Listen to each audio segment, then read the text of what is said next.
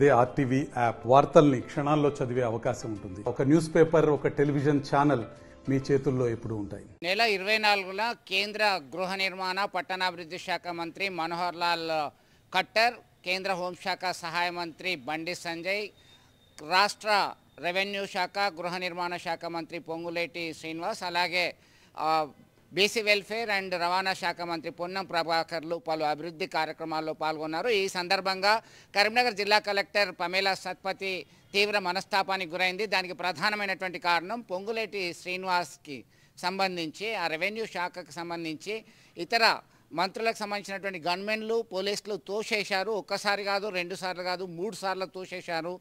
ఆయన తీవ్ర అసహనానికి గురయ్యారు, ఆగ్రహం వ్యక్తం చేయడం జరిగింది. What is this non sense?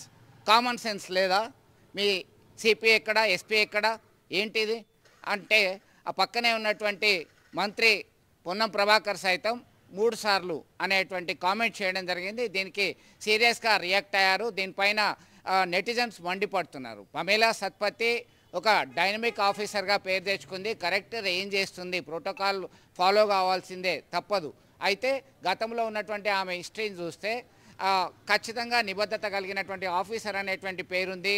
దానికి సంబంధించి కరీంనగర్ జిల్లాలో సైతం ఆమె తనదైన శైలిలో ముందుకెళ్తుంది. ఈ క్రమంలో నెటిజన్స్ కలెక్టర్ పమేలా సత్పతి మనస్తాపానికి గురై ఇన్స్టాలో ఒక పోస్ట్ పెట్టింది. ఆ పోస్ట్కి సంబంధించి వైరల్ అయింది, కొద్దిసేపట్లోనే వైరల్ అయింది. అది కాస్త ఆ తర్వాత డిలీట్ చేయడం జరిగింది. దానికి సంబంధించిన పోస్ట్ ఏంటో చూద్దాం మనం. I'm a women of seasons, I burn, I Bloom, I strike, I turn to ice, sometimes I melt away. దానికి సంబంధించి నేను మహిళను, సందర్భాన్ని తగ్గట్టుగా ఉంటాను, మండి పడగలను, వికసించగలను, విరుచుకు పడగలను, మంచులా గడ్డ కట్టగలను, అవసరమైతే కరిగిపోగలను అంటూ తనదైన శైలిలో ఆమె స్పందించింది. దానికి చాలా రియాక్షన్స్ వచ్చాయి. తొందరలోనే మళ్ళీ కాసేపట్లో ఆ పోస్ట్ డిలీట్ అయింది. దీనికి సంబంధించి ఇది ఇలా ఉంటే ఒకేసారిగా బక్క జడ్సన్ పొంగులేటి శ్రీనివాస్పై అనే నేషనల్ ఉమెన్ కమిషన్కి కంప్లైంట్ చేయడం జరిగింది, ఫిర్యాదు చేయడం జరిగింది.